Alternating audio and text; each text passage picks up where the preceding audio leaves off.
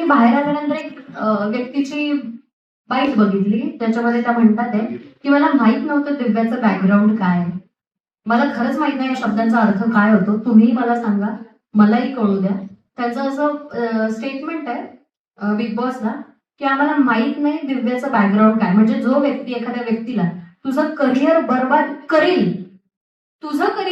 करेल, जेव्हा point out करून बोलतो ती धमकी नसते. तो माणूस 2 दिवस टेन्शन मध्ये आहे की ही काय करणार आहे, आणि त्याच्यानंतर कन्फेशन रूम मधून आल्यानंतर त्यांचे सेंटेन्स बदलले जातात की जोपर्यंत तू घरात आहे तोपर्यंत मी तुझं आयुष्य बर्बाद करेन. म्हणजे एखाद्याने हापापूनच मरायचं का की हा काय करणार आहे म्हणून. मग ते घरात असो किंवा बाहेर असो, करिअर बर्बाद करील याचा प्रचंड वेगळा अर्थ होतो जसा मला समजतो. मग समोरचा व्यक्ती काहीही करू शकतो त्यासाठी.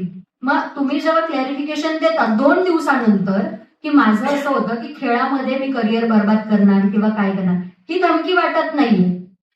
ही धमकी कुणालाही वाटत नाही. आणि ज्यावेळेस समोरच्या माणसाकडून मला घराच्या बाहेर घेऊन आल्यानंतर हे येतं की मला दिव्याचं बॅकग्राऊंड माहित नव्हतं, याचा अर्थ काय होतो नेमकी. म्हणजे तुमचा पॉइंट जातोय कुठं मला अजूनही कळत नाही. तुम्हाला जातीवरच जायचंय का.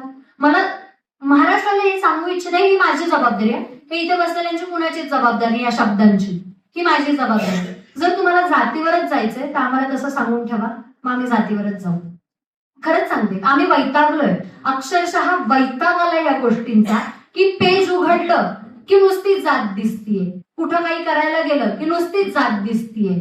कुणी चांगल्या मार्कांनी पास झाला, अरे आरक्षण भेटलं असेल, अरे कुणी याच्यामध्ये अरे हा अॅट्रॉसिटी टाकेल. तुम्ही आम्हाला माणूस म्हणून कधी वागवणार आहे. तुम्ही आम्हाला त्या जातीच्या पलड्यात न ठेवता बाहेर आम्हाला माणूस म्हणून कधी वागवणार आहे. आणि मग तुम्ही आमच्याकडून ही अपेक्षा करा की हे जातमध्ये, आम्ही जातमध्ये कधी आणलेच नाही. तो आमचा स्वाभिमान आहे हे नक्की, पण आम्ही त्या गोष्टी वारंवार मध्ये घेऊन नाही आलोय. आंदोलनं असू, प्रत्येक माणसासाठी पॅन्थरने आंदोलनं केलेली आहेत, प्रत्येक धर्मासाठी आंदोलनं केली. आमचा मोठोच आहे की जिथं जिथं अन्याय होईल तिथे तिथे न्यायाची मागणी करू. मग कुठल्याही जातीसाठी असू, कुठल्याही धर्मासाठी असू, कुठल्याही पंथासाठी असू. मग आम्ही आमच्या कधी जातीवरती खेळलोच नाहीये. मग तुम्ही का हा वारंवार मुद्दा आणताय. आणि राहिल्या गोष्टी माझ्या बॅकग्राऊंडच्या, तर प्रचंड भारी बॅकग्राऊंड आहे माझा. ज्या बॅकग्राऊंडला छत्रपती शिवाजी महाराजांचे विचार, डॉक्टर बाबासाहेब आंबेडकरांचे विचार, अण्णाभाऊ साठेंची लेखणी, महात्मा ज्योतिबा फुलेंची कणखर लेखणी, राजश्री शाहू महाराजांची मैत्री, इतक्या सगळ्या गोष्टी लाभलेल्या आहेत. बिरसा मुंडांसारखे विचार आम्हाला लाभलेत. हेच माझं बॅकग्राऊंड आहे. मला अजून एक गोष्ट महाराष्ट्राच्या जे माझ्या वयातले मुलं आहेत त्यांना सांगायचे, बघ मित्रांनो आणि मैत्रिणींनो, इतिहास विसरून चालणार नाही. इतिहास विसरून चालणार नाही. 4 ओळी मी त्यांच्यासाठी लिहिल्या होत्या, जे मी तेव्हाही बोलले बिग बॉसच्या घरामध्ये. त्यांनी त्या दाखवलं नाही की मर्द रांगडा मातीचा तू, स्वाभिमानी मूल निवासी आहे, मान तुझी तलवार आणि स्वाभिमान तुझी राणी आहे, झेलून अपमानाचे धडे ही छाती तुझी निधडी आहे, उठ रणांगणात हे मैदान आता तुझंच आहे, फरक फक्त इतकाच ही लढाई तुझी तुझ्याशीच आहे. हे आपल्या लोकांना कधी कळणार आहे.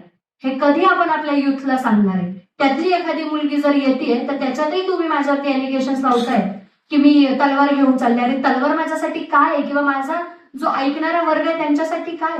वैचारिक माणूस जेव्हा तलवारीची उपमा देतो तर ती उपमा दिली कुणाला गेली हे बघा ना आधी. इतकंच मला सांगायचं.